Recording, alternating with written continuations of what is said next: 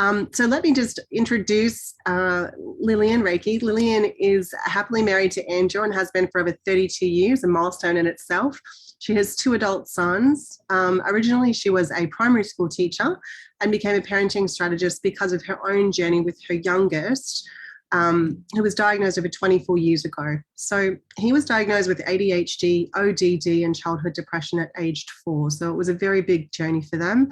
Lillian and her husband Andrew decided to take a more holistic approach in their journey after medication had been offered to herself and to her son quite a few times.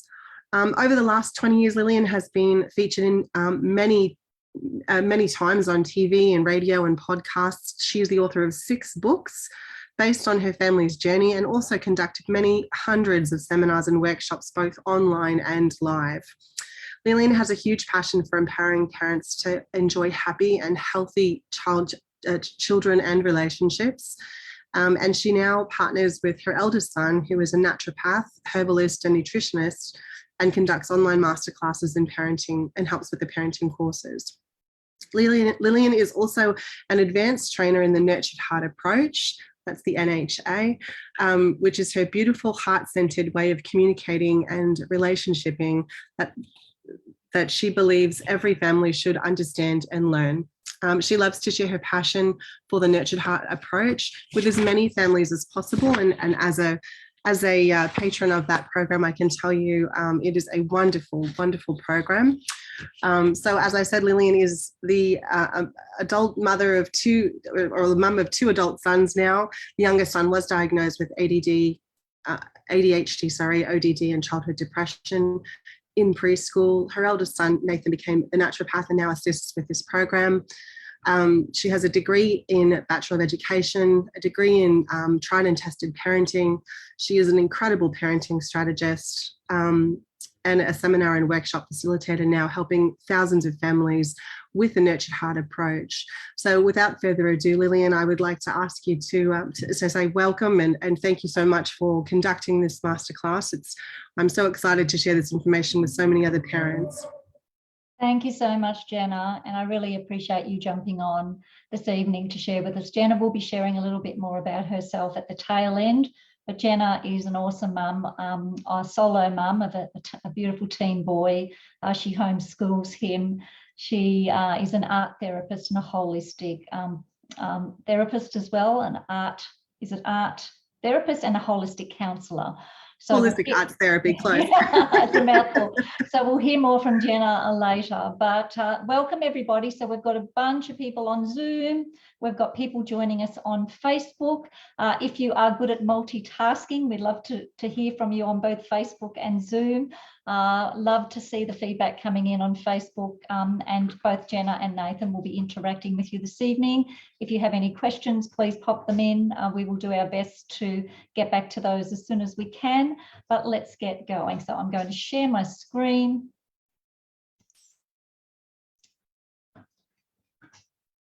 Okay, so can we see that screen okay? Yes, looks awesome. All looks good. Beautiful. So firstly, a big, huge congratulations for joining us in this parenting masterclass. As Jenna said, it's something I'm so very passionate about. And tonight's masterclass is called How to Parent Right Side Up to Improve Behaviour and Strengthen Connections. So really want to acknowledge you all for being here live tonight, or if you are catching the replay. I know we have well over 50 people registered, and a bunch of those people are coming in from overseas, in various countries from overseas, so they'll probably be catching the replay. But for those of you here in Australia, thank you for catching and joining us live. So a few questions that I'd like you to ponder. Hopefully you all have a notebook in front of you or access to some way of taking notes. And I think it's really important to, to acknowledge and to think about, why am I doing this? Why am I actually here? What is my purpose, for joining this masterclass on an Easter Monday? So, and I've got my beautiful magic parenting wand here, which I absolutely love. It's my rose quartz and garnet parenting wand. So if I were to wave this magical parenting wand, and I could grant you any wish about your parenting or your family, what is it that you would love? What would you most love to get out of this masterclass as such? And I hope that by tuning into the masterclass this evening, that you're going to learn something. And I believe that every training or every seminar or webinar or masterclass that we get on, we really want to learn something, right? So please take note of something this evening that you can really take away that will be helpful for your family and for your relationships. And then, of course, once you've identified that, you've got to think to yourself, okay, now what are the action steps that I'll be taking moving forward from using this information? So what we'll cover in this masterclass, I'm going to be sharing about our journey, our family's journey, and why we're so passionate about helping so many other families. I could just launch into teaching, but I feel like it's really important that you understand why I'm so passionate about this, and why, it is my absolute, passion on this earth to share this with as many people as possible. How I was introduced to the Nurtured Heart approach, what the Nurtured approach is, and how it can help not only your parenting relationships, but actually all of your relationships. We've got some amazing testimonials, live testimonials, written testimonials, video testimonials tonight that I'll share. Naturopath Nathan will be coming on later also to share some really important health and wellness information for you, your family, and your children. And then we will share what we can offer you if you want to learn more and strengthen your relationships as well. And of course, I love giving away prizes, so we'll be giving some prizes away as well. So for those of you who stick around to the end, we've got a few prizes. So we're going to have a holiday voucher valued up to $1,000 and 3 lots of one-on-one calls with myself to really nut through your parenting and relationshiping journey, and they're valued at $160 each. So please do ensure, particularly because as I said, we've got a bunch of people on Zoom and we've got a bunch of people on Facebook. So please do make yourself known, say hello, especially in the Facebook group, because we only know you're there if you say something or say hello or make a comment. We can see the people who are on Zoom. So welcome to all of those people who have jumped on Zoom. It's great to have you on. Okay, Jenna has already shared who I am, so I'll skip that one. We don't need to go through that. She's covered that very well. So our story. Once again, as Jenna said, I have 2 adult sons in their late 20s and 30s. I don't like admitting that because that makes me feel old, but anyway, that's just how it is. Our second son was born 7.5 years after his big brother Nathan, who you'll hear from this evening. Nathan was a very quiet and passive child. So we, even though I was a teacher and I taught kids who were a little more intense and challenging, it wasn't until child number 2 came along that I really understood what intense and challenging was. And it all started out with a very stressful birth. So I don't know if anybody can relate to that. So the challenges from birth with this beautiful little boy, he was very irritable. If he wasn't breastfeeding or sleeping, he was basically screaming. He was very unsettled, didn't sleep all so well. He was an unhappy baby. We had an unhappy big brother, and we had very, very, very stressed parents, I can tell you that. So our son, from the get-go, was busy. He was on the go. He was vocal. He was challenging, but as you can see, also very cute, right? It's usually the cute ones, isn't it? So he went to 5 childcare centres over 2 years, and whilst he was in those childcare centres, the carers really, wanted to understand why he was having the challenges that he was having. So he was diagnosed by a paediatrician, psychologist and psychiatrist with childhood depression, ODD and ADHD before he even started school. And medication was recommended by everybody. There were no other recommendations other than medication, basically. So this is just a typical day. I'm not going to read through all of this, but you can just see this is just a typical day that he had in childcare. They actually kept a communication book, and every day when we went to pick him up, usually myself, we got presented with this communication book, and probably 95+% of it was all the negative stuff he did. There were a few little positive things thrown in here and there, but predominantly it was very negative. You know, he was hyperactive, he was aggressive, he was defiant, he was challenging, he hurt kids, and he was seeking connection. He was seeking relationship in a big way. But unfortunately, like myself and my husband were parenting upside down, his carers were also doing a lot of upside down caring, unintentionally and unknowingly, with the most love in their hearts, as we had as well. First day of school, as you can see there, he looks happy enough, but it was a very, very stressful year. He spent more time out than he did learning. It was a very challenging year indeed for him in his first year at primary school. We did end up in his second year at primary school finding out about the Steiner system, which actually suited his way of learning a lot better. He actually quite enjoyed the few years that he was in the Steiner school, but unfortunately they actually closed down.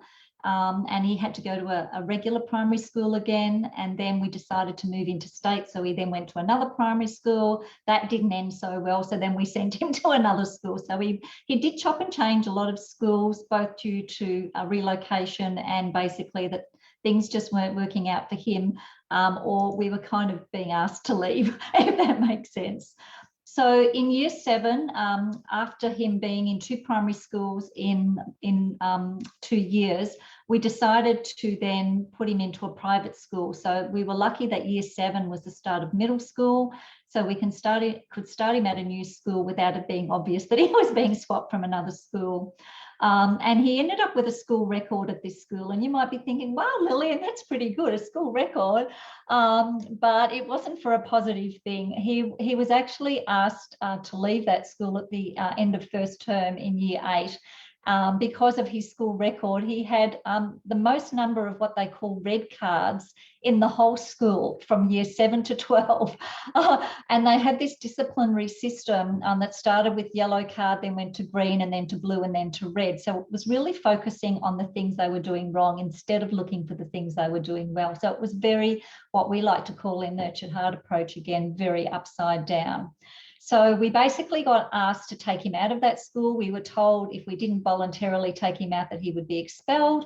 So we took him out, put him into a regular secondary school, and things went from bad to worse. We then had a real revolt on our hands. He was getting in so much trouble, mixing with the wrong kids, doing things he shouldn't have been doing, taking things he shouldn't have been taking, hanging out with people and in places he shouldn't have been hanging out in, and things were very, very negative. And it was really our most stressful time, I would say, not only our parenting journey, but of my life in total. Probably between the age of 13 and 15, that was the most stressful time. But you can see here by the word revolt, that if you look at the word revolt backwards, the part in red there is love. So kids who are revolting are really just looking for love. They're looking to be accepted and acknowledged and just loved unconditionally. So between age 13 to 15, as I said, 3 to 5 was pretty challenging. 13 to 15 was the toughest time yet. It was 10x the challenges that we experienced at age 3 to 5. He went to 2 secondary schools in 2 years. He was non-attendance or suspended for more days than he attended. So he was off school more than he was at school. He had a terrible reputation with teachers. We had many, many calls from the school. We knew the school phone number off by heart. He was labelled as a troublemaker at school. He was mixing in the wrong crowds, getting into inappropriate behaviour, even in some trouble with the police. Ended up leaving school at age 15 with very poor school attendance and grades, because there was nothing to prove to anybody that, that he learned anything at school, basically. We then connected with our beautiful angel, Frank, and I don't really have the time tonight to tell that whole story, but for those of you who have read my book, The Revolting Child, A Blessing in Disguise, you will know that story. If you haven't read that yet, you can actually download that for free from my website, and I highly recommend you do that. It will go into a lot more detail about, our story from my birth right through to him just short of 16. So I'm going to share a story with you now, which is definitely not my proudest moment in my parenting Life, yeah. So our yelling, our nagging and our threats and our upside down parenting led to very challenging and disconnected relationships in our family. And if not for my beautiful husband that you'll hear from shortly, who really was the rock, I don't think that our family would still be a unit as it is now. We were having so many challenges, and this particular day that, I'd love to share this story with you. We had just started coaching with our parenting coach, but it was very early days, so I hadn't learnt my lesson yet. I hadn't learnt enough about upside down parenting yet. So on this particular day, we get another phone call from the school. As I said, we've had many of them. And this particular day, the school had told me that, he was in serious trouble, that my husband and I would need to come up to the school. He was going to be suspended for 20 days, but they also wanted to let me know that he'd taken off. He wasn't at school. So I figured he'd just turn up at home, which he did eventually. And what do you think I did? Did I say, "Hi, son. Hi, how was your day? I heard that you might have had a challenging day. Tell me about it. Tell me what happened." No, I did not do that. I went straight into total upside down parenting, yelling, nagging, threatening, all sorts of things, focusing only on the negative. How could you do this? Why did you do this? Why can't you behave? I'm sick of getting these calls from the school. It's embarrassing. What's going on? Like, it was all just this negative verbal diarrhea. Ants, we call them, automatic negative think thoughts.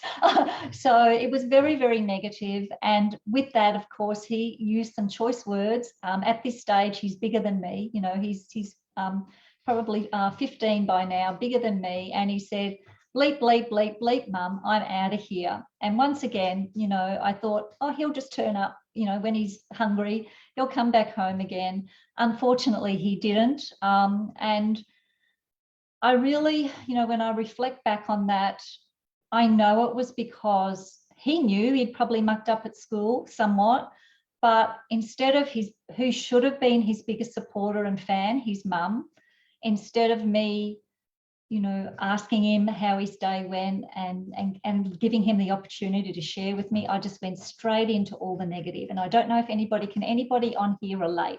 Let me know on the Facebook page or on Zoom if you can relate to that. Have you gone straight into the automatic negative thoughts and words? I know that 100% guilty, Lillian, 100% guilty. Yeah. And the challenge is that, he went away, and you know what he did? He went and got himself so plastered that that's what he looked like by the time we found him. About 4 or 5 hours later, my husband drove around the neighbourhood. We couldn't find him. Spoke to, Catherine saying yes. Spoke to a young fella that we knew he hung out with every now and then. And he said, "I saw him a while ago and he was not in a good place." And my husband found him in a blubbering mess in the gutter. He didn't know who he was. He didn't know what his name was. He was so out of it. He must have just been so low. He must have just thought, "I can't get it right. Nobody understands me, not even my mum." He must have just been feeling so bad. And, when I reflect back now, it still makes me feel emotional, like that was, 12 years or so, 12 or 13 years ago, 13 years ago, 14 years ago. So time's flying.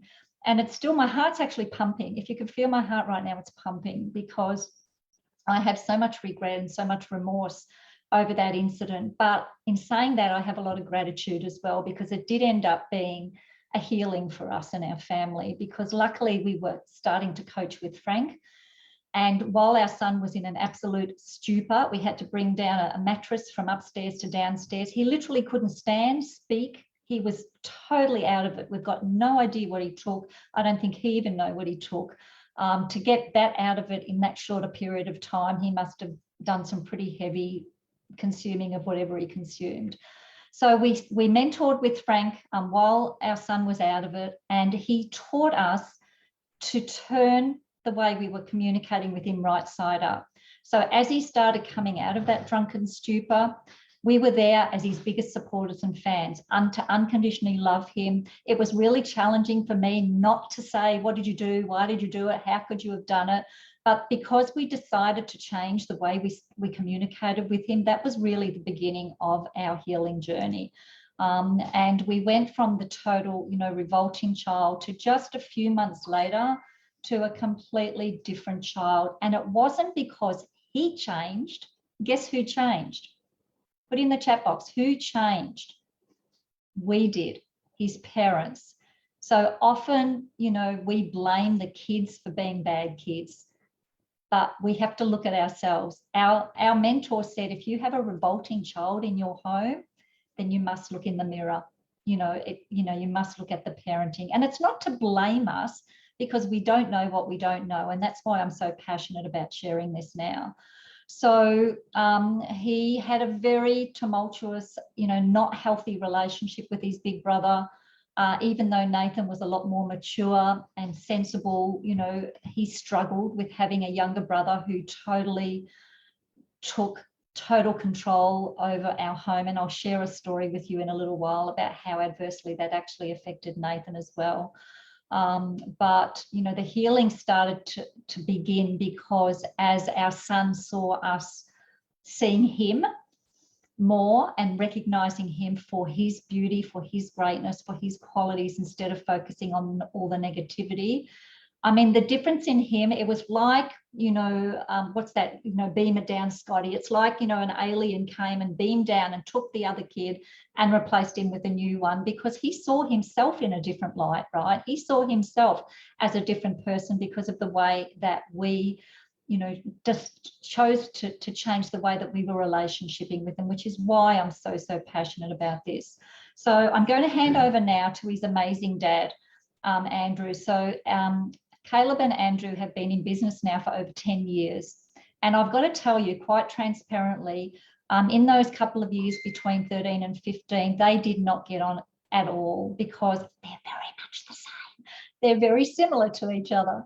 Not that Andrew's aggressive, but, they've got a very similar personality. But Andrew really struggled with the way that Caleb communicated in relationship with us, and particularly how he spoke to his mum, because I'll talk about favourite toys later. I was his favourite toy, and I didn't get treated very well as his favourite toy. So I got all the abuse and the bad language and all the negativity. But I'm now his favourite toy, which is great. So Andrew, I'm going to mute myself, and just if you could just share whatever's in your heart, whatever you'd like to share. Hi, can everyone hear me all right? Yep. I was just looking at him there. He's a good-looking fella, isn't he? It's worth saying that Caleb gets all of his good looks from me, because his mother still has hers, okay? So I just thought I'd share that. Yeah, it has been quite a journey. I really feel that there's a side issue going on with parenting in the world today, in that too many men seem to think it's the mother's job to raise children. And one of the things we learnt pretty strongly back 10, 15 years ago was that I needed to step up, and being a man is a whole lot more than most of us seem to actually think about.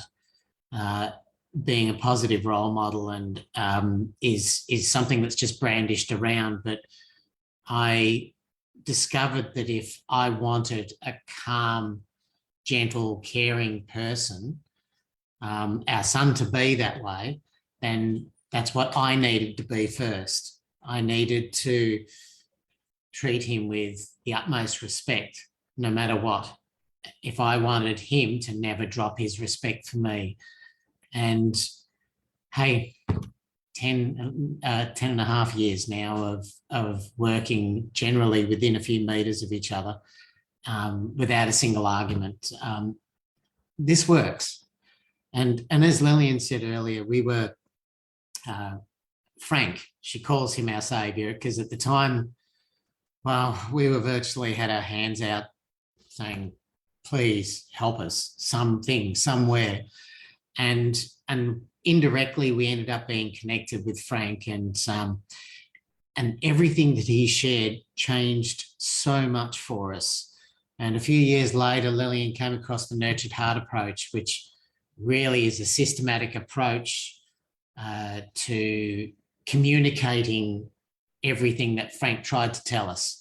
But with the way that we learnt was anecdotally, where we would go through a situation in the house and then we'd sit and coach with Frank. Whereas what Nurtured Heart appears to do, from my perspective, is it's a proactive prevention of those situations even arising, because it was actually through our poor parenting that those situations arose in the first place. So can I ask, and I'm on Facebook as well, and are there many men on the call tonight? Are they willing to, even if your husband or male partner is in the background, and if you could just say, pop up on the Facebook page and just comment saying that you have one there? Not a great number. See, it's so easy and it's such a weak thing to leave it with our wives to deal with all of this. But a man's role in the life of an adolescent male is so critical in the teenage years. And I know not everybody has the great fortune to have a dad that is around. But if you're around, you actually better be around and stand up and take care of the way that things need to be. And this Nurtured Heart approach system, I guess I couldn't recommend it more highly. As a male, we just need black and white, give me a system and I'll follow it. And Lillian says that I'm a rock, but really all I did was found what worked and I've never stopped doing it. I hope that's helped. Thank you, Andrew. Not only an amazing husband, but, you know, a wonderful dad. And he really embraced this. Like, I struggled with it in many aspects, but he really embraced it. And he has, you know, for all of those years, he has just, you know, done this so beautifully. And he's an amazing dad. And the fact that, you know, our kids still want to hang out with us and do stuff with us. They don't only work together, they're in the damn garage working on cars all weekend together and all sorts of stuff. So yeah, they're really great mates. The whole three of them, Nathan, Caleb and Andrew, are all great mates together, which is awesome. So thanks, Andrew. We better keep moving. So that's my beautiful family there. You can see Andrew and I. That's our youngest son in the middle there with his beautiful partner, Amy and Nathan, on the far side as well. So how did I find out about Nurtured Heart approach? It's a really, who believes in the law of attraction, right? I do, big time. So I was actually at a networking event in 2013. It was actually a youth networking event, and I was speaking with a psychologist there.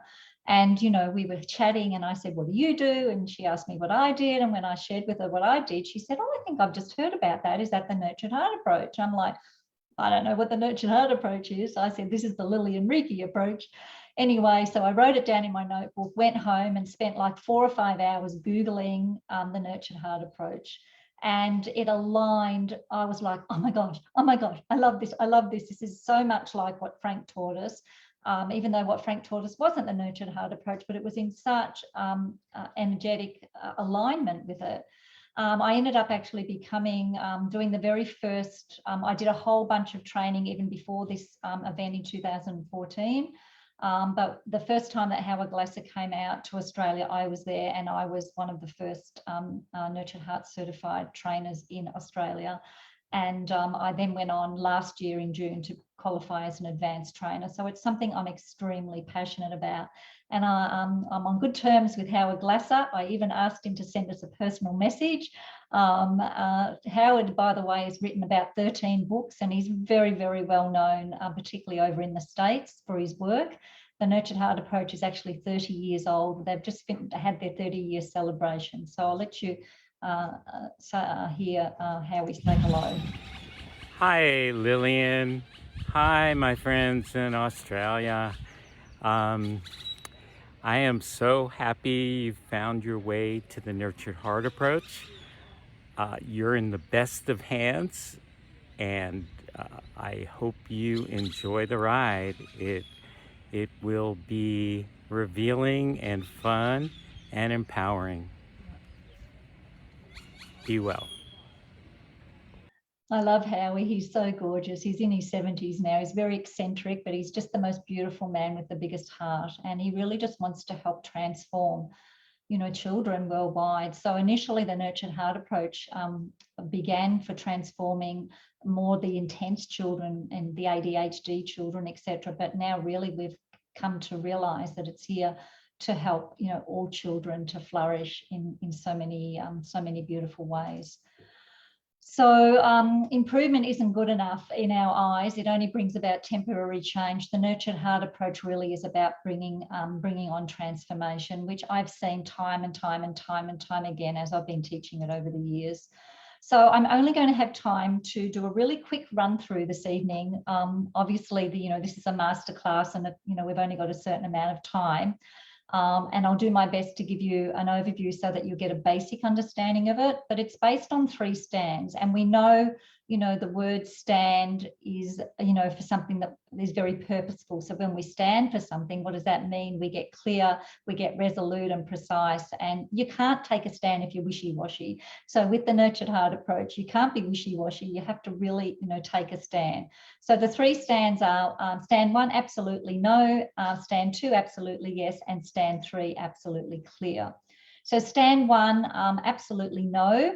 And I think this is the part that most of us struggle with initially, is because we so naturally energize the negativity, don't we? Particularly in our parenting, and particularly in our parenting of intense children.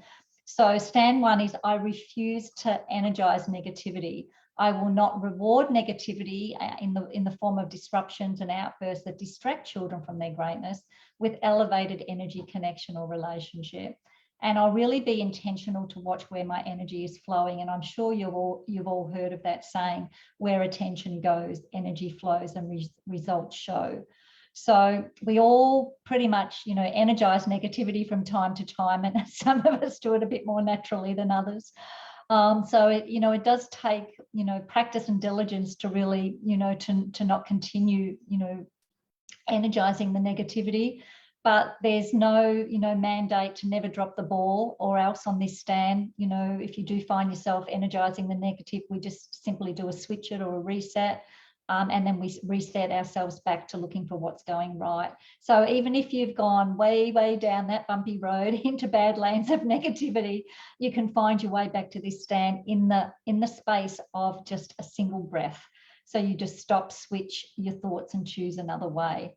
As a matter of fact, I've just learned something I've stolen from somebody else, but it so aligns with Nurtured Heart, and it's the BOP. You know how there's a dance called the BOP? Well, this is an acronym of the BOP. So B stands for breathe, O is for open your heart, and P is for pause. So whenever you find yourself going back into that negative space, so we reset, we take a deep breath or some deep breaths, we open up our heart and ask ourselves, what is it we really want moving forward? What is it that we want to give our energy to? Pause, take the time that we need to, so that we can come back into the space with more positivity, which is what stand 2 is actually about. So stand 2 is I relentlessly create and energize positivity and success. I energize and nurture firsthand experiences of success. I will work immediately to identify, describe, and express appreciation for steps large and small a child takes in manifesting his or her own positive choices in intrinsic greatness. And I will actively initiate opportunities for children to be successful. So now that we've established where we don't want the energy to flow in which forms, we need to be able to key in where we do want the energy to flow, and at even more heightened levels than before. So absolutely yes to showing up in big ways when things are going right. Catherine's saying, I hardly talk anymore to my child as everything's always wrong in her ears. Yeah, I can relate to that. Definitely, Catherine, but we can totally turn it around with this. So within stand 2, we teach 4 recognitions, and I don't have time to go into those tonight. We go into them in a lot of detail in our 9-week and our upcoming 6-month course as well. So we have the active recognition, which we call Kodak moments, where we just watch, describe and document. We have our experiential recognition, which is where we acknowledge the behaviour and the appreciation of the quality that behaviour shows. And this is probably my favourite recognition, because too often we can use what we call junk food praise. We can say, good job, well done, you know, pat on the back type of thing. But we need to not only show why we appreciate the behaviour, but what quality is that showing about them as a person. And I love that. And this is the one that, you know, I think is the most powerful. The proactive recognition is about appreciation of rules not broken, because let's face it, if they're not breaking rules, then they're following them. So often we don't energize them in the ways we should when they are following the rules. And we tend to want to teach the rules when they're breaking them, not when they're following them. So that's why we call this upside down parenting and nurtured heart approach. We'll teach you to turn it all around the other way. And then there's the creative recognition, which is about noticing and appreciating what's happening in the right direction. And sometimes, you know, they're baby steps. We have a saying in the nurtured heart approach: instead of making mountains out of molehills, we make miracles out of molecules. So we look for the smallest opportunity to embrace greatness in our children and in each other. So stand 3 is absolutely clear. So it's about setting and enforcing clear limits and clear consequences in an unenergized way. And that's really the key. So some people like to call them boundaries. I will consistently enforce rules and provide immediate consequences each time a rule is broken, by the way of a simple form of a consequence called a reset. So once again, in our courses, we go into a lot of detail about teaching you how to do the reset. I will recognize the child in the moment they have reset and then create the next moment as an opportunity for success. Too often we use punishments like timeout, you know, taking away privileges, taking away their phone, grounding. I think I've used all of them a million times back in the days. And guess what? They don't work, do they? They don't work, especially as the children get a little bit older, right? They're like, I'm not listening to your, crap, dare I say. You know, they just don't work. These sort of consequences don't work. And the only time they do seem to work is when the parent is so controlling that they put fear in the child and the child follows because they're fearful, which is probably not the most positive way of getting kids to cooperate. So the reset is amazing. It's the key to consequences and getting back into the positive zone. So we can use the reset, and now we've got the BOP as well, breathing, opening your heart and pausing to get yourself back into the space. Because guess what, parents?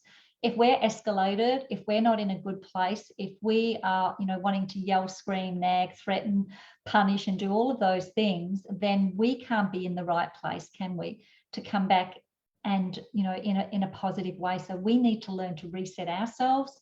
We learn to reset ourselves not only for our own health and wellness, because of course, we have to look after our health and wellness to be the best parent we can be, but we model that for our children.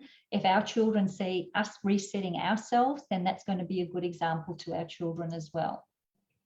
So Laura actually did, not the course, I'm actually doing a current course, but the one prior. She said the Nurtured Heart approach is an amazing program that just makes so much sense. It's what we all know to be true and how we all want to be, but Lillian gives strategies and techniques to use every day that make natural parenting work easily and effortlessly. And the kids love it and respond immediately to this style of parenting. Laura's eldest son has just turned 14, and he was of similar vein to our younger son at that age. So she's still working through the Nurtured Heart approach, but she has got some amazing results, which is really fantastic. And it's not like, you can come and do a course for a few weeks and then everything's going to be peachy. It takes time and effort, and that's why we're now introducing the 6-month course as well, to give that further support to parents for over a longer time. Naomi, she actually recently completed the last course as well. I'll see if I can read this quickly. My experience with Lillian and Nurtured Heart approach was absolutely heart-opening, and I highly recommend this to everyone. I'm a parent with 2 children. I support children in foster care. After learning this approach and sharing it with my kids, I have nothing but praise. I'm so grateful to have found something that really works, that feels authentic and from the heart, like I've always believed parenting could be. It's beneficial for everyone, but especially higher energized, sometimes traumatized children who really struggle to be connected and feel loved and belonging. I had my own very energized, strong-willed child that I never wanted to squash down, but really struggled to know how to support their needs in a positive and fulfilling way. And after many years of consulting professionals and trying different things, it's clear to me that it's real relationship with your child that wins in the end. And Nurtured Heart approach is the foundation for really connecting and building that relationship foundation with your kids and families. I love it that much that I'm going to become a trainer in this method and continue on my foster care family's journey and support as many children as I can. Thank you, Lillian. I'll be forever grateful. So to get testimonials like that, and I get many of them, is so, so beautiful. Like, so many people spend hundreds and, dare I say, even thousands of dollars getting various therapies, from professionals who charge a lot of money. And then they come along and do my course and they go, oh my gosh, I got so much from you, much more from your course than I've, spent in thousands and thousands of dollars over the years in various practitioners. No offense to the practitioners, but, sometimes they don't know what they don't know either. They can only recommend what they know. And it's what we don't know that is so impacting here. So I mentioned before that I was Caleb's favourite toy. And it usually is the mums that are favourite toys, but not exclusively. It can depend on who is with the child. So, for example, if they're at school, the teacher could be the favourite toy. If they're with dad, dad could be the favourite toy. But mums tend to be the favourite toys. Grandparents can also play a part, definitely teachers and educators, childcare workers, etc. But we are our child's most compelling toy. And if you think about it as humans, we have a zillion different ways to be interesting. And if you think about when kids get a new toy, what do? They explore it, they want to check it out, they want to see what it has to offer, they want to find the compelling features and maybe discard the boring features. So if you think about, well, how are we like toys? When you think about, the kids actually learn how to turn our buttons on, right? They know what gets us going. They know what makes our eyes pop, our hands move, our voice get louder, our faces get red. Like, they know how to get the best from us. It might not be the positive, but they know how to get more from us, more connection, more relationship from us than from any other person or any other toy. And we have by far the greatest number of features than any other toy when you think about it. And kids learn from a very, very young age that we are the ultimate entertainment center and we have the greatest features, and they have the remote control. They know how to press the buttons. They know how to get us to respond like that. They know that if they want our attention, connection, and relationship, all they need to do is muck up, right? If they're playing quietly, cooperatively, watching a movie, playing nicely with their sibling, they might not get much attention, relationship, or connection from us. But as soon as raucous happens, fighting, arguing, we're there like that, so they know remote control. I want some attention from mum. I'm going to muck up and I'll get that attention. So they actually learn when things are going right. Our good job and our thank you becomes like the boring toy feature in comparison to all of those blinking lights and bells and whistles that negativity and non-compliance bring to us. So they learn that from a very, very young age. And that we're boring when things are going right. So just like the boring toy, they discard the toys that are boring or the features of the toy or the game that's boring. So our responses to the positive absolutely pale in relation to those for the negative. And we inadvertently show children that they get more from negativity.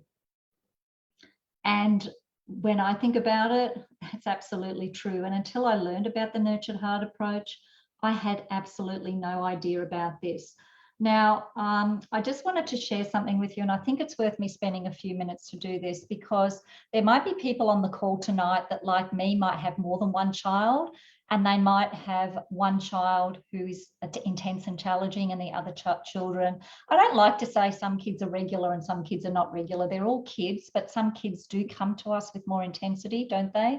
And they seem to just have this higher level of intensity, and some kids just seem to be more quiet and cooperative and compliant. But it's the kids with the higher levels of intensity who are often the ones who get prescribed and diagnosed with various things, like Caleb did, ADHD, ODD, Asperger's, on the ASD spectrum, etc. So, but sometimes the good kids are the ones who suffer as well. And once again, I have to always do my best to not cry when I share these stories, because once again, and I share this not to air our laundry on the call, but to share with you how important it is that, you know, that we give attention and energy and relationship equally to all of our children. Because if your family is even similar to our family, our younger son demanded so much of our time, attention and energy and connection that our elder son, who was quiet, compliant, cooperative and a good kid, got very little attention, because we just went, he's okay, he's playing with his blocks, reading his book, we don't have to worry about him. But little did I know, let me just take a few deep breaths. When I went to write this book in 2009, I actually got permission from my whole family to write it, because I knew it was going to be a tell-all story. And I actually asked my husband's permission, my elder son's permission, and my younger son's permission, and they actually all agreed. None of them were too happy about it, but they all agreed, because they knew I had this passion in my heart to share our story.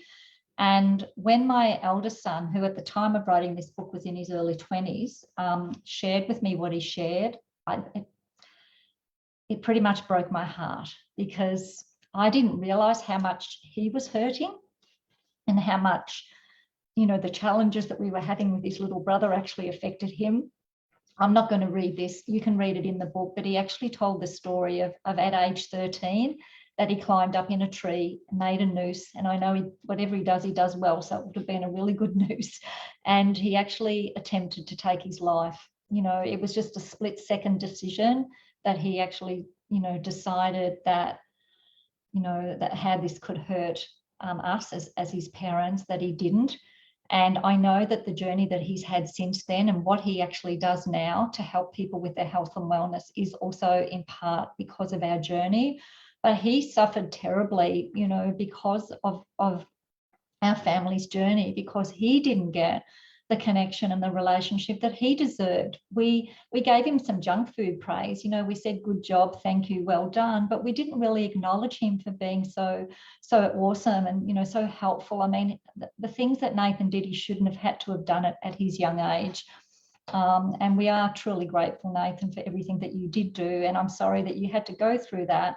And I'm sharing this story to maybe help, you know, save another family from having to go through that heartache. But you can read that whole story in the book at another time, because I think I'll just get too emotional if I read it.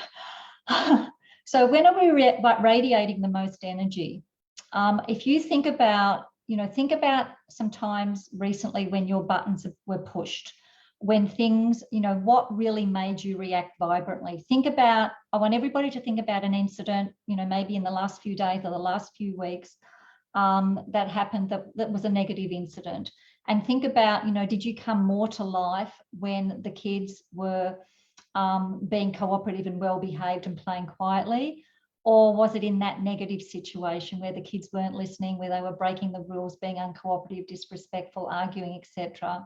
And if we were to be transparent and honest, for most of us, we would say it would be the latter, you know, when we were heightened by negativity. So that's when we come more to life, you know, and this is why I want to teach you about turning that round the other way.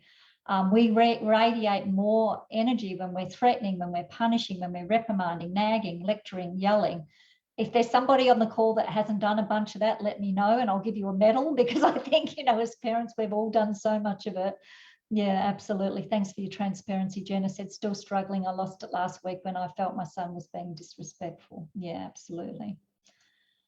Okay, so I love using the analogy of the watering can. If you think about a watering can filled with beautiful, clean, rich water with nutrients and fertilizer in them, are we going to actually go out with that beautiful water and water the flowers or the weeds? You know, what is it that we want to grow? We wouldn't on purpose take that watering can and go and let's go and water the weeds. Let's make the weeds grow. We don't want the weeds to grow, do we? We want our flowers, our plants, our veggie patch, our herb garden to grow. But so many of us are inadvertently taking that watering can and watering the weeds, and then we're complaining about when the weeds grow, i.e. the bad behaviour. We need to water what we want to grow. So one thing that I always say to people I'm working with is a question to always ask yourself is, what is it I really want? What is it that I want? Not what is it I don't want. Don't focus on what you don't want, focus on what you do want. So if the toy is more animated, compelling and alive and energized when things are going wrong, then that really gets transmitted and translated, even if not verbally, but energetically. And we all know how powerful energy is. Energy is everything, right? It gets translated energetically to feeling more loved, more valued, and more celebrated in relation to problems. Now, I know mum and dad, parents, educators, carers can say all day long that they love good behaviour, but the truth of the energy that the child feels, not even necessarily always the words, but what they feel, is being loved, connected more, that they feel more loved and connected when things are going wrong, because that's when mum and dad show up. That's when they show up. They're barely there when I do the right things. They get a thank you, good job at the most, junk food, but they're not showing up at the right time. They're watering the weeds. So let me know if these analogies are making sense for you. It took me a little bit to get my head around, for sure. So I'd like to now just introduce a lovely friend of mine, Tim. So Tim actually connected with me a year or so ago because he had already heard about the Nurtured Heart approach. Tim is actually a dad of a teen son. He's a primary school teacher as well. He'd heard about the Nurtured Heart approach. He did one of my courses last year. He's also the co-founder of Teach Me, which is a beautiful, awesome home education program. Tim can tell you a little bit more about it. So Tim, if you could just share quickly a little bit about your love of the Nurtured Heart approach and how you've perhaps used it in your life, and also share with everybody a little bit about your amazing Teach Me program as well. Yeah, thank you, Lillian. So I'll talk probably mostly about NHA from an education perspective. I went back and did a graduate diploma of primary school teaching probably about 6 or 7 years ago. And I discovered NHA right at the end of that study. And it very much had the feeling of, wow, this is one of those things that I never knew I was always looking for. And yeah, I'm not sure if I would have gone on to do teaching or not, actually, if I hadn't found the Nurtured Heart approach. But yeah, had a great experience early on already. I was pretty fresh and out teaching in a local school, and did a 2-week contract. And then I was there a couple of weeks later and saw the teacher whose class I took. And she said, "Oh, were you that guy who took my class?" And I was like, "Oh, okay, watch out. What's she gonna say? Did I do something wrong?" But she actually come up and said, "Oh, thank you so much. There was this kid in the class. He was always that kid of teachers like, oh, do I have to teach him? He's so difficult." And he just responded to me so well. And to be honest, I didn't even know he ever was a challenging kid. He was just awesome for me from start to finish. So I think sometimes, it's just that like thing that the young people or even adults, whoever needs, it's kind of like rain in the desert. And so, yeah, sometimes, it is that quick turnaround with challenging youth. Sometimes it's more of a slow burn. And I can't predict which one it's going to be. It's always organic. So sometimes that notice the change when I least expect it, really. I think that's kind of how the Nurtured Heart approach works a lot of time. It will come in surprising ways because, yeah, it's sort of, something real going on inside the kid's body and the head or that teenager. So, yeah. And I do 100% agree with Lillian. It's not just about the challenging young people. It's really can help all youth fly higher, and really to get that acknowledgement. It's really special and important for all youth. And so, yeah, it's amazing to see that there's always something going right. I'm just slowly starting to apply that more and more to my own life.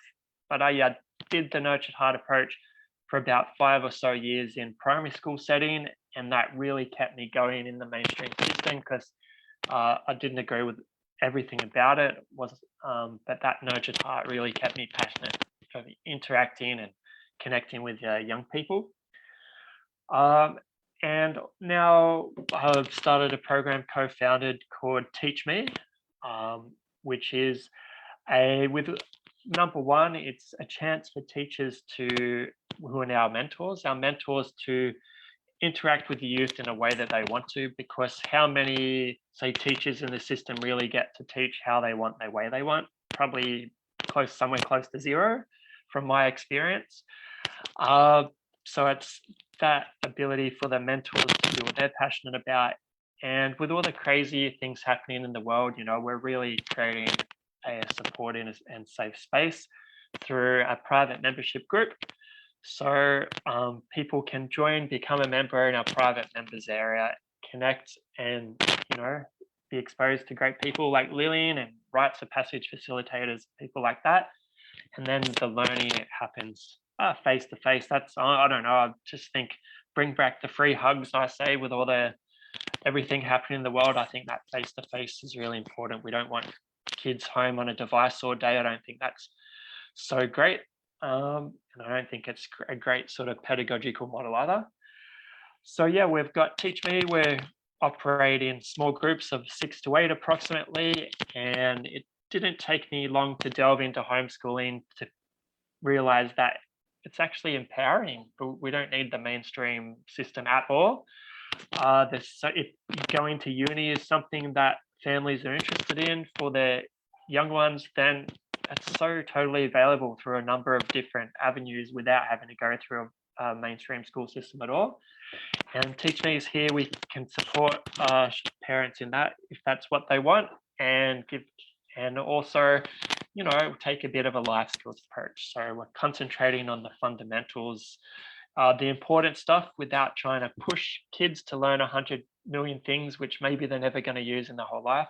So we do focus a bit on that maths, English, and science. One of our amazing mentors is on tonight. So I'm really stoked that she's learning about the Nurtured Heart approach at all as well. I'd love to have like a whole Nurtured Heart approach sort of team one day. And so, yeah, that's what I've been busy with, and really put in a lot of energy into Teach Me, which you can find the website at www.teachme.community. I'll write that in the notes in a minute. And that's sort of what I'm doing. Lillian said I only had about 4 minutes, so I don't want to go too long, but feel free to throw a question at me, Lillian, if I've missed out on anything. Thanks heaps, Tim. That's awesome. What Tim is doing is amazing. So Tim, maybe you can pop the website on both the Zoom chat and the Facebook chat, because we've got people on both. That would be awesome. And anybody who would like to reach out to Tim, I'm sure that he can share a little bit more about what he does. So thank you so much, Tim. I really appreciate you, and I really, really appreciate everything that you're doing for families and for kids. And everything that you're doing is amazing. I love it. Thank you very much, Lillian. We'll continue on. I've got a couple of videos here, but I'm actually just going to skip them, just being mindful of time and wanting to allow enough time for Nathan. So both Maria and Sharon had a couple of beautiful little videos that they shared with us about their success in Nurtured Hub. We might just skip those for now. So I'd love to introduce Nathan. So Nathan, as you know, is my eldest son. He is a qualified naturopath, nutritionist, and herbalist. He's been working for well over a decade, 13 or 14 years now, as a naturopath at Beyond Good Health Medical Clinic. He works with a bunch of holistic medical doctors and other practitioners. He has huge amounts of knowledge. He researches the research and then he researches it again. But of course, because of all the work that he's been doing with me in parenting, he has really zoned in on how to help families with kids that do have this beautiful intensity. So I've actually asked Nathan tonight. Nathan can talk about so many things, and he actually does pop into our courses and shares more sort of general health and wellness. But I wanted him to touch on tonight because I've had a fair bit of interest in people learning a bit more about pyrol and ethoxylation. So Nathan's just going to run through that with you. So Nathan, what do I need to do so that you can, I stop share, is that right? And then you take over? Yes, that's correct. Just doing a mic check. Yep. Awesome. It should have automatically stopped sharing. So if someone else can confirm, that'd be awesome. Screen. Yep, that's awesome. Thank you very much. Yeah, so I was really lucky to actually meet an amazing holistic doctor towards the end of my first degree. And then I was able to be mentored by her and was brought up in a really lovely clinic based in Brisbane and the Gold Coast, full of other holistic doctors, naturopaths, kinesiologists, psychologists. And, you know, fast forward 14 years or something like that now, I would say the question I get asked often is like, okay, what's your, you know, your main thing that you believe that people are struggling with? And I would say if I could click my fingers and instantly like fix all of their physical and biological and biochemical and diet related problems, we would still be left with the psychological. And this is based from childhood. If you look at a lot of Dr. Bruce Lipton's work, Dr. Joe Dispenza, in the first 7 years, we are basically training our subconscious, our self-worth and self-esteem, limiting beliefs. And so as we go throughout our life, we base our whole personality, it builds upon these. And the people that we are exposed to and that mentor us, they can either shape us to this amazing being or one that's, you know, a bit anxious, nervous, worried, self-doubt. And although some of these things can be contributed to the biochemical processes that I'm going to share with you tonight, a large chunk of it is just what was said to you as a child.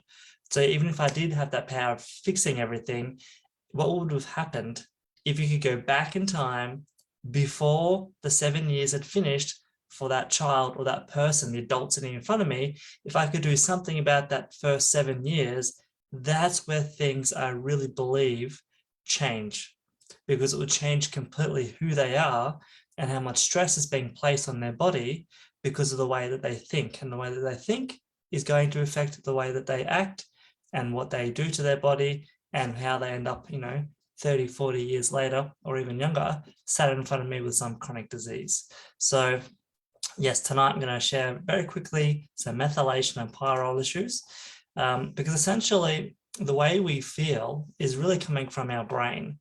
Our brain makes neurotransmitters, and they're either going to make something to make us feel chilled out and calm, like GABA, serotonin, dopamine to make us feel motivated. And we're going to get a lot of these neurotransmitters from the gut, and we're going to need a lot of nutrients to make them in the gut. And so what happens when we're feeling a bit up and down, sometimes the brain gets a bit confused and it makes too much of one neurotransmitter, or it's the opposite. It just doesn't do anything. And you're just feeling angry and irritated and aggravated.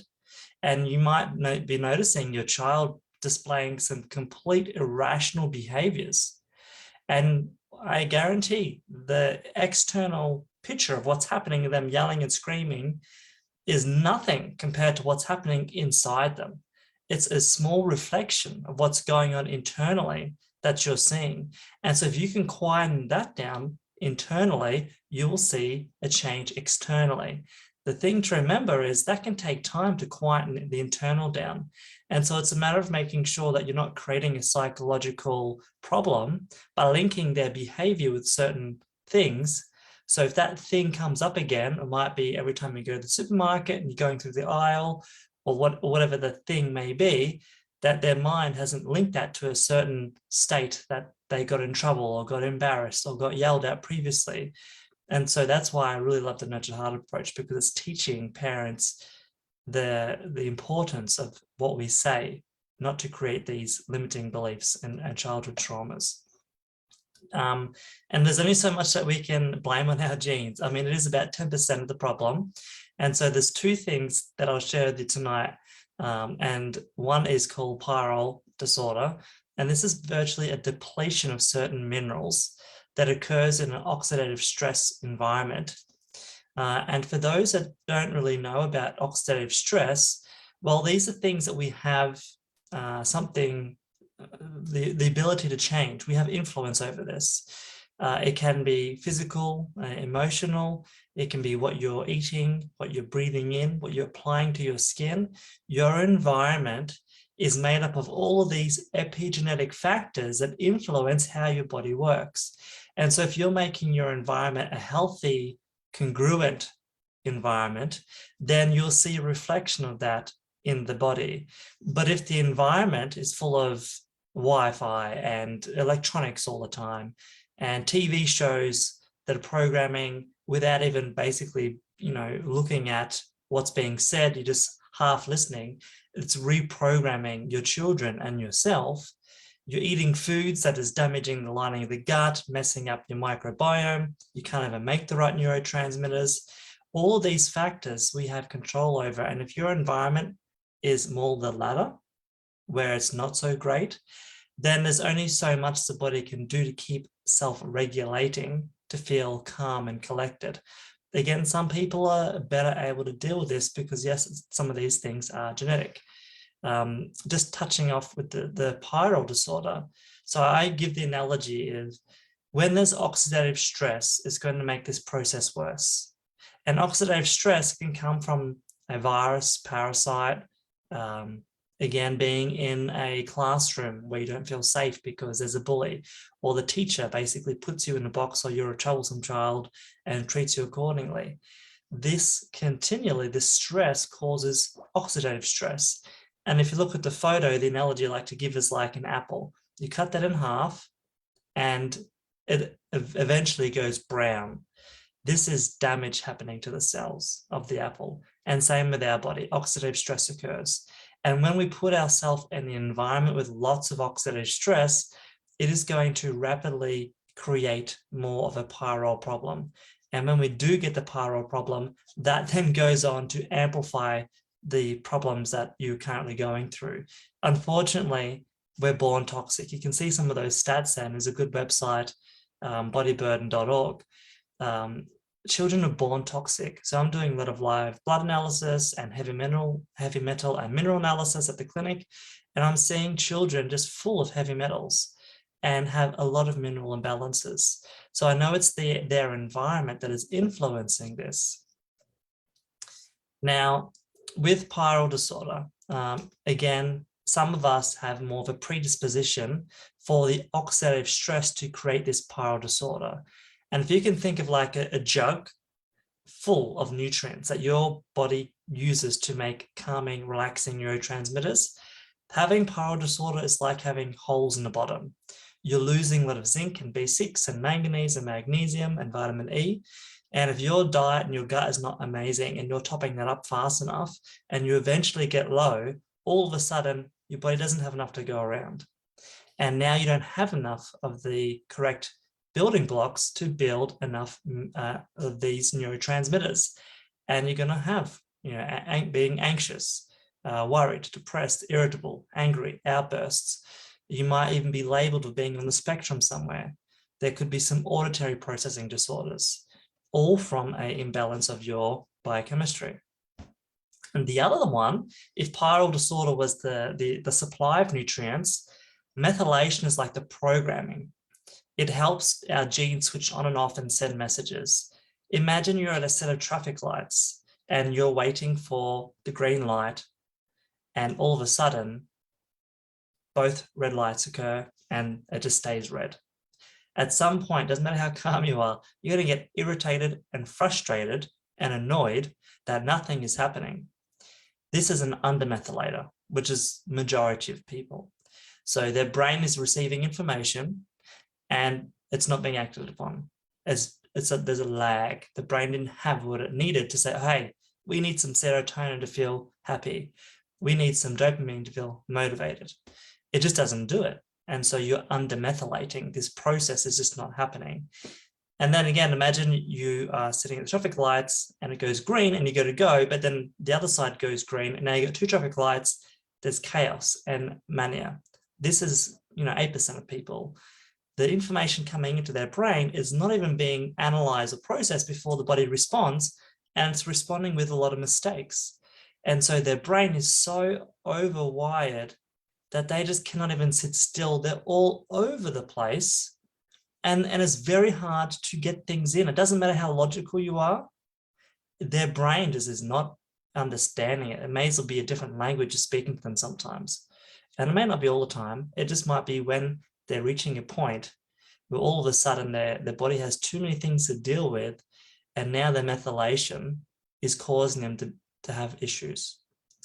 And you can see some of those stats there. 8% of people are over-methylators, 22% under-methylators, and the other 70% are balanced in methylation. They still may have gut issues. They still may be full of heavy metals, have parasites and fungus, mold issues, and causing pandas and all sorts of other problems with behavior and health.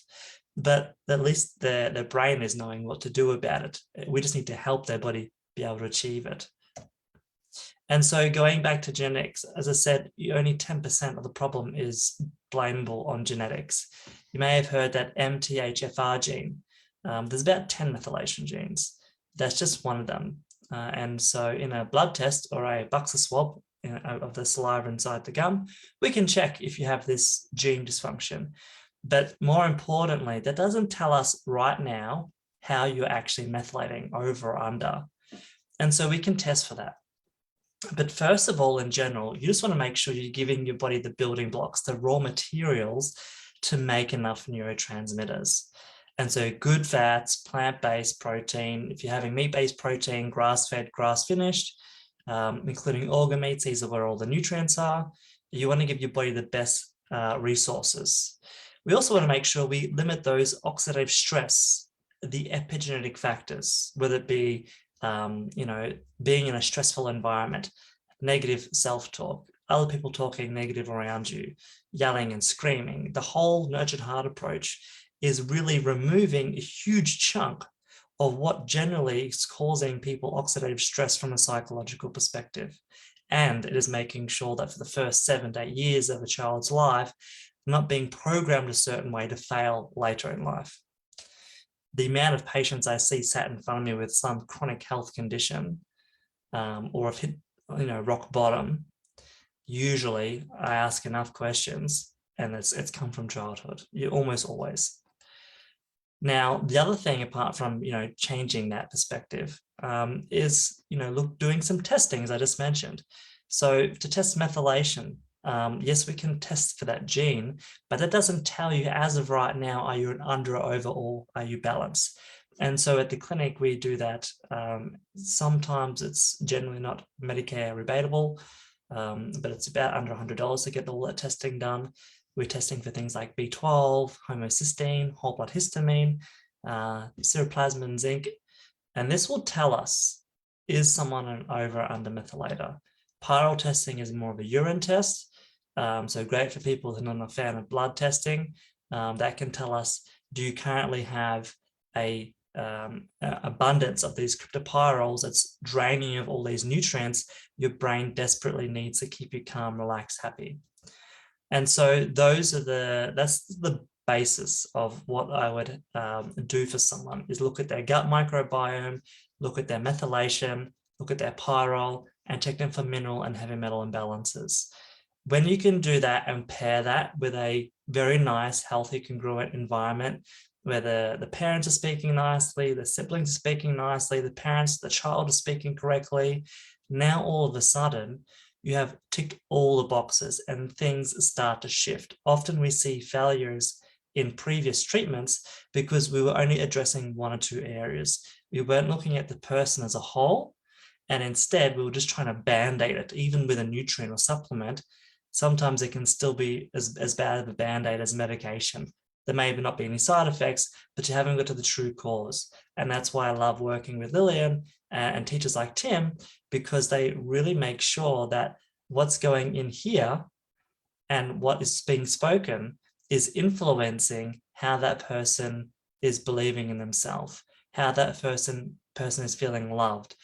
And ultimately, that will be a huge impact on their health come teenage years and early adult years. And it's going to be a big difference as the quality of their life all the way through. What you do right now is going to make a huge impact. So yeah, thank you very much for jumping on. thank you for having me, and I hope you found or got some great value from what I shared tonight. Thank you so much, Nathan. We always get amazing value from what you share. And even though I've listened to Nathan hundreds of times, I still learn new stuff, which is fantastic. So thank you, thank you, thank you. So this is back to my screen, correct? Correct. I'm going to have to skip through your slides. When Nathan does join us on the parenting courses, he comes and does, you know, a whole hour, etc., and we really pick his brains really well. So he's a fantastic practitioner, and he's very modest as well. He's actually made a whole range of nutritional support. He has a huge following with his powders and things. He's got powders for children and for adults, and for undermethylators, overmethylators, greens powders, adaptogens, you know, sleep, anxiety, like he's got heaps of stuff. So yeah, connect in with Nathan if you'd like to know more about what he does, or just message me and I'll connect you both. We've only got 10 minutes to finish this off. So thank you for your patience, everybody, tonight. If I do go a couple of minutes over, I hope that's okay. But I'd love to ask you some questions. So who here listening in this evening or to the replay a little bit later on would love to enjoy a happier and healthier home and children? If you are sick and tired of the yelling, nagging and threats, that was me. If you crave a closer, more respectful relationship with your children, if you want to gain cooperation with children rather than control, if you want your children to be both happy and healthy today and growing into their adult years, if you want to really enjoy your day-to-day interactions with your children, if you just want your kids to listen and follow simple instructions, or if you want to know that when your kids have kids, you know, when you're a grandparent, that you'll still be super connected, then you will definitely want to join us for one of our upcoming Nurture Heart Approach courses. So I'm going to quickly run through this now. I won't read through these testimonials, but I'll just quickly share that Sandra she actually starts off saying, Lillian, I'm addicted to your courses, having now completed 3 of them. Sandra's kids are all grown up. She actually joined our courses so that she could become a better grandmother. And but she said that learning the Nurture Heart approach has not only helped her with all of her personal relationships, but it's actually changed who she is as a person, which is so beautiful to see. So you can read that properly in the replay. And Therese is the same. She has done 2 of my courses. So, and that's one of the reasons why, you know, speaking with people like Jenna and some other people who have suggested that I take the course over a longer period of time, because I've found that a lot of people like to stay connected and like to keep working on the Nurtured Heart approach, because it's really like learning a whole brand new language. It's not like you can just come in and learn German in 6 weeks and go to Germany and speak it fluently, right? It takes ongoing practice of words and sentences and phrases and paragraphs to the point where you then become fluent in the language. It's the same with the Nurtured Heart approach. So think about it like you're coming in to learn a whole new language. So thank you to those who stuck around to the end. Nathan is currently, hopefully, putting all of your names into the prize wheel. So if you haven't made yourself known yet to Nathan, please do so by saying hello on Facebook or Zoom. I'm sure he's onto it all, but there's been lots of people on the Facebook, as well as a bunch of people on Zoom as well. So we've got 4 prizes up for grabs there. And my why, like, I'm pretty sure you know what my why is, but, you know, my why keeps growing. You know, it's not just the results that we got, you know, with our son for those, you know, few challenging years. It's the ongoing relationships we have with each other. My youngest son, who told me he was leaving home at 16, at coming up to 29, still lives with us. Well, he doesn't live with us.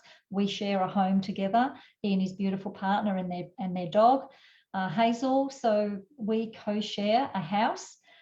We get on so well together. It's just a wonderful relationship. So, you know, these are some of the notes that you can read here that my children have written to me. We have a greatness jar where we write things about each other that, you know, that we want to acknowledge each other for. My son has always written beautiful letters and acknowledgements to me, and not only in letters like these, I'll let you read those in your own time, but he acknowledges me every day. And even though he probably is not fond of me still talking about him, you know, I've been talking about him for 20 odd years in my parenting work, but he knows how important this is to me. So he always says, Mum, I'm so proud of you for the work that you're doing, helping so many families, because he knows how profusely this has helped us. And I do just want to very quickly share this story before I hand back over to Jenna, because I feel this is so important. So when I was invited to do one of the book launches for this book in 2009, Caleb was had just turned 16, and he was actually invited to the book launch. And he was a bit hesitant about coming along, but he agreed to come along because he knew how important it was to his dad and myself. And at the end of our talk, Andrew and I spoke for however long, and we had a Q&A. And a gentleman put his hand up and said, "Can I ask your son a question?" And I just looked he was at the back of the room, and I looked back, and he sort of like shrugs his shoulders and sort of says, "Oh, I suppose so." He wasn't quite sure. So he stood up, and the gentleman said, "So we've just heard from your parents, you know, about your journey and about where you were just a few short months ago, and we see you today, and we've heard about where you are today. My question to you is, what was it that took you," I'm paraphrasing here, of course, "but what was it that took you from where you were, let's say 10 months ago, to where you are today?" And I thought, what a great question. My ears were like, you know, flapping, because I'm like, what a great question that gentleman just asked. I want to hear the answer to that question. And I could actually see him just pause just for a second or two. He was obviously feeling into his heart. And he said, "This still gets me." Deep breaths. He said, "When I saw the effort that my mum and dad went to be the best parents they could be, I just wanted to be the best son." Breathe that in, because if that doesn't sum it all up, I don't know what does. When he saw the effort that we went to be the best parents, to have the best relationships, to really encourage his greatness and bring out his qualities and just have a great relationship, to be his biggest supporter and fan, to listen, to have him feel heard. You know, finally, so many teens don't feel heard, do they? They don't feel acknowledged. They don't feel heard. They still feel loved. They know their parents love them, but they don't feel heard. When I saw the effort that you went to, I just wanted to be the best son I can be. And guess what? You know, so that he was 16, he's just about to turn 29. So 13 years later, look at the sort of letters I get from him. You know, who would like to receive letters like that from their young adult children? So with that, I'm going to quickly just share with you the two courses that we'll be offering moving forward. So I have been running a 9-week course for a couple of years. I've done it, I just keep doing it over and over. I'm just about at the tail end of one now. We're up to week 8 next week. And so I'm going to be offering the 9-week course, which is an upfront payment of $14.97. I am putting on, because I love specials and I love early bird, you know, specials, and I love gifts and things like that. So we're doing an early bird special for the next 48 hours. So 48 hours from now, so 9:30 p.m. on Wednesday evening, you can save $300 and get that for $1,197 AU. Plus, also with the early bird, you'll get a one-on-one personalized session with myself that you can use at any time throughout the course. For those people who would like a payment plan, we've got an early bird payment plan, and then we've got an after early bird plan for if you decide after the 48 hours. So definitely worth thinking about it in the next 48 hours. So I've actually had several people reach out to me and actually suggest, and one lady actually said, "I want you to put together a 6-month course because I need longer than the 9 weeks." So it was through, she's actually a business coach, but she has 2 children on the spectrum, and she actually really encouraged me to do this. So this will be a first time that I'm doing the 6-month course. It'll be a VIP course, of course, so it will be 24 weeks. We'll have some one-on-one sessions with myself, some sessions from Nathan, some of Nathan's health and wellness modules that he put together for one of my other courses. some vouchers for some of Nathan's herbal powders, etc. So that will be a hand holding, let's do this together, 6 months, that's half a year, right? That's 24 weeks of me and Nathan helping along the way as well, and some other people come along that I feel will bring value as well. So that is an upfront payment of $3,777. Or if you want to take on board the early bird special, once again, you can save $300 at $3,477. Plus, we will throw in a holiday voucher worth up to $1,000. So there's also an early bird payment plan there, and the after early bird payment plan there as well. If you want to do a payment plan and neither of those sort of suit your budget, I'm certainly willing to chat to you further. As a matter of fact, I'm happy to have a chat to people after this call who would like to chat further about the courses or about the offers or about how they can do the course. So I will have available over the next 48 hours as many 30-minute sessions as I can fit in with you to clarify, to answer your questions. So please do email me at lillian@parentsupportnetwork.com.au. Those that jump in first will, I've only got so much time over the next couple of days, but if you would like to take advantage of the early bird offers and you've still got some questions, I'm happy to have a chat with you to answer your questions. So Jenna, I'd love you just to finish off the call this evening just before we do the prize draw. So if you'll just give us an extra 5 minutes, that would be awesome. Jenna, I would love for you just to share your experience of working with the Nurtured Heart approach and basically anything that you'd like to share from your heart. You're muted, Jenna. Sorry. First and foremost, I think I just want to say thank you so much to you and to Nathan and to Andrew and to Tim and to everyone that shared tonight. This is such a beautiful course and there is so much content.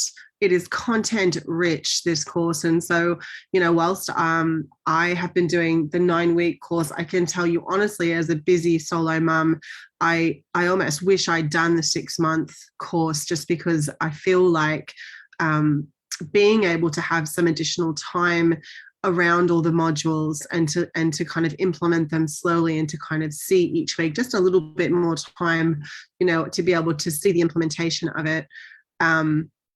I think would have been helpful, but I have loved every second of doing this course.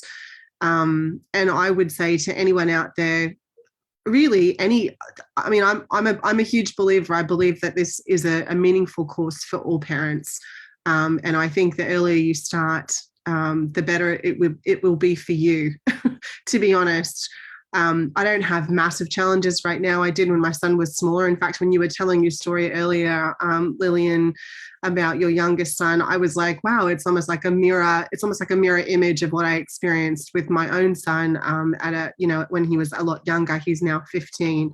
I still find so much value in the content that you're sharing and that we've been able to experience, and also just the breadth of knowledge that Nathan has to be able to bring to this, because we still haven't done methylation and pyrols, and it's now on my list to be able to get that sorted for Keelan, because it's still something that that I need to look further into. So I would just be really encouraging any parent out there. I mean, you've been incredible to be able to put these courses together and to be able to offer an option literally for everyone, to make it affordable for everyone. I know everyone's under a lot of pressure and stress with regards to their commitments, but let me tell you, this is the best commitment that money can buy in your family and in your future together to build a really harmonious and beautiful household. And I have witnessed that with Lillian's household. I am bringing that into my own household, and I honestly can't thank you enough. So yeah, so I guess if everyone would just like to know that you said, Lillian, they can contact you if they'd like to follow up, if they have questions around any of this information. I realised I wasn't sharing my screen before, so I've just flicked back through a few of the slides. I got carried away. I assumed that you were seeing my screen, but you can actually see that there now. There are a few options, and I'm happy to have some chats over the next couple of days with people who would like to clarify or ask any questions. or, whether it be about what Nathan spoke about or what I spoke about, or, just to find out how they can actually join one of these courses with us. So we will have, a reasonably small group for the 6-month course, because I want that to be really juicy and really personal. The 9-week course, if I get enough takers for both, I'll run at the same time on different nights, so people can pick and choose. But if people are more keen to do the 6-month course, I'll just stick with that one perhaps. So I'll take it from what people would like. And I know there's going to be a bunch of people who will be listening to the replay, because we had 50+ people register who wanted to hear this information. So just reach out, send me an email, and I'll check my emails in the morning. So if you've emailed me and said, can we catch up, I'll then make a time with you. So thank you so much, Jenna, for co-hosting this evening and sharing your story and your passion for happy and healthy families as well with the work that you do.